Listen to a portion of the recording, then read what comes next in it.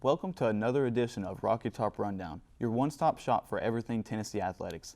I'm Brian Cross. And I'm Matt Dingus. The Vols were on the road again this past weekend in Lexington for another big SEC rivalry matchup. We start things off in Kroger Field. On the Vols' first possession, Jalen Wright's going to take the handoff here from Joe Milton. He's going to find a crease on the right side, and he makes a man miss, and he's got some space. He's free, and he will take it to the house, 52 yards. That's his longest touchdown score on the season. On the next possession, transfer Charles Campbell hits his first of 4 field goals on the night to give the Vols an early 10-0 advantage. He'll be answered back, though, by Alex Rayner early on in the second quarter, as he's going to hit this field goal here to make it a 10-3 game. Now 13-3, Devin Neary drops back, and he's going to find Barryon Brown in the right corner of the end zone. Great catch by the Cats as they make it a 3-point game. Joe Milton, though, he would not let that go unanswered as he hits Chaz Nimrod down the left side for the touchdown to make it a 20-10 game. Skip ahead to the third quarter. Leary hits Dane Key for the touchdown. The Wildcats refuse to go away. Now, here we go, fourth quarter. Hand off to Dylan Sampson. He had a great second half, and he finishes it off with a touchdown.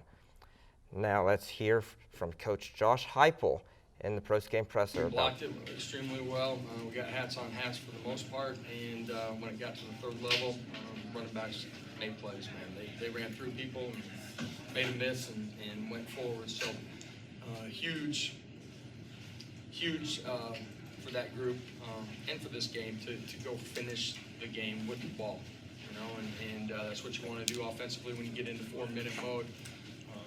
We did a great job in the box. O-line, tight ends, running backs, and quarterbacks were a part of that too, controlling the edge defenders. So really proud of the way that we got an opportunity to finish the game with it. Well, there you have it. With that win, the Vols are now eligible for a bowl game and will face UConn at home this coming weekend. The Lady Vols tennis team hosted talented NCAA tennis teams from across the country at the UT Home Invitational this past weekend at Good Friends Tennis Center. The Lady Vols got off to a hot start on day one, with 5 victories in singles and 2 wins in doubles. On the doubles court, Esra Adeshina and Sophia Cabezas won 6-4, while Catherine Alwea and Elena Wolfberg fought to a 7-6 victory over the Ohio State Buckeyes. Day 2 saw the Lady Vols winning 6 of their 7 singles matches, where Elza Thomasay collected her first wins of the tournament, winning 6-2 and 6-4. In doubles, the Lady Vols kept the momentum going, winning 6-1 and 6-2. On the final day of the competition, the Lady Vols brought home 6 singles wins and 1 win in the doubles. Sophia Cabezas and Lauren Angelotta both took their opponents to 3 sets and finished with wins. In doubles, that same duo took home the Lady Vols' 1 win of the day. With that, the Lady Vols close out their fall competition, and we will see them again in action in January for their first spring match of the season.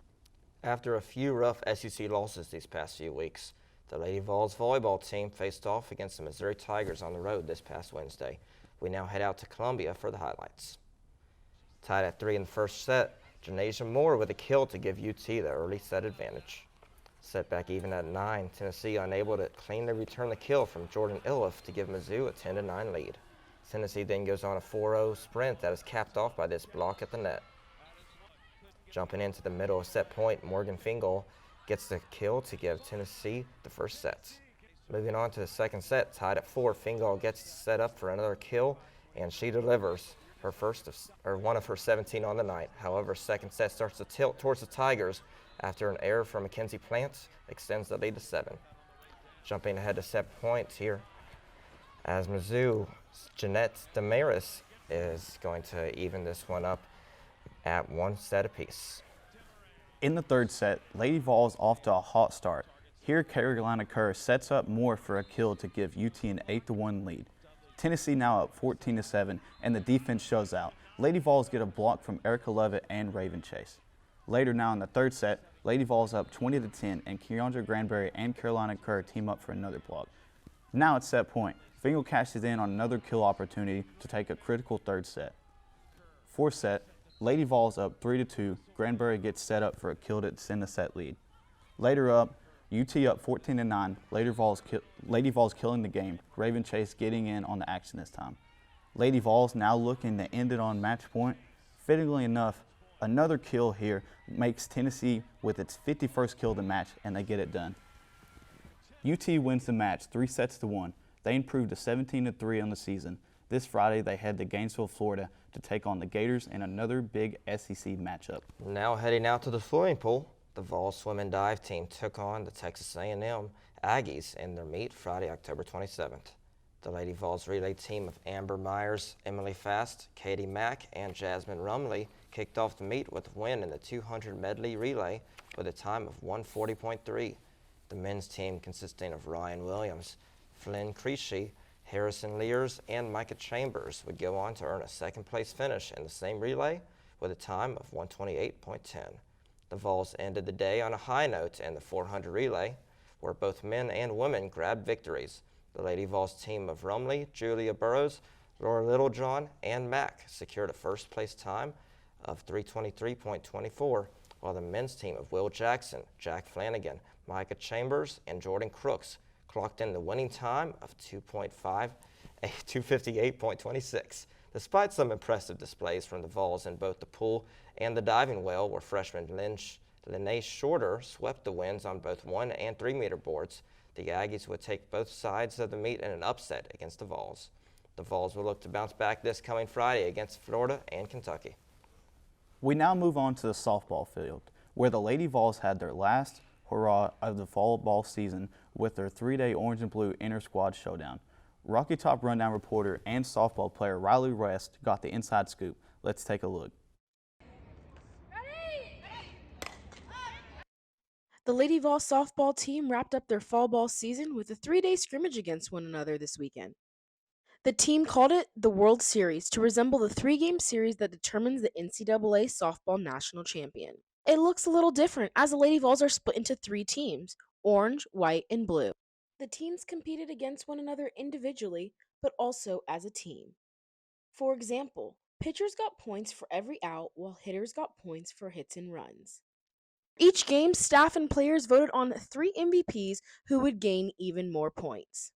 I sat down with Day 1 MVPs, Carlin Pickens, Sophia Nugent, and the Leach sisters. It's the fall, we're supposed to make mistakes, supposed to learn from it, and I think I was just trying to be comfortable, trying to just relax and have fun, and that's what led to having a great day. As a pitcher, Carlin is only competing against other pitchers, but here's what the hitters have to say. It was pretty cool being able to, hit off the plate and get some good pitches over the plate and be able to attack. I can just go for it because I knew they were going to go for it too. Mine was to just keep it simple. I feel like sometimes I overcomplicate things, and so see ball, hit ball was like my plan going in, and it worked out. The Leach twins, Alana and Gabby, tied for 3rd MVP based on the votes, but they aren't too shocked since they are always thinking the same. No, it didn't come like that. We didn't say that, but I think just our mindsets going into it were the same, so that's kind of how It just happened to turn out like that. Yeah, we tend to do that a lot, so. With this being only day 1 of the World Series, here's what the ladies will take into days 2 and 3. Yeah, it definitely gives me a boost of confidence. I definitely think it boosted my confidence a little bit. Definitely a confidence booster. Yeah. I feel like it kind of put us ahead in a way. So definitely not trying to change anything, but it's definitely nice getting those points. Knowing that we can do it for 2 more games, just like that, will be great. And that's it from Sherry Parker Lee Stadium and the Lady Vols World Series. I'm Riley West. Back to you guys in the studio. Thanks, Riley. Up next, we head to the Mid-State for the Lady Vols soccer team's regular season finale versus Vanderbilt. The Lady Vols were bolstered by good goaltending from Ali Zazara in the first half to keep the game scoreless, as they were outshot by the Commodores 7-0 in the first 45 minutes. In the 59th-minute, Cameron Simmons connected on her 7th goal of the season, off an assist from Makira Midgley to break down the deadlock and give Tennessee a 1-0 lead. The Lady Vols were able to withstand 10 second half shots and 11 corner kicks from Vanderbilt to preserve the 1-0 victory. With the win, they wrap up their regular season with an 8-5 and 4 record, and now they turn their attention to postseason play. Well, guys, that's all for this edition of the Rocky Top Rundown. I'm Brian Cross. And I'm Matt Dingus. Thank you for watching, and we will see you next time.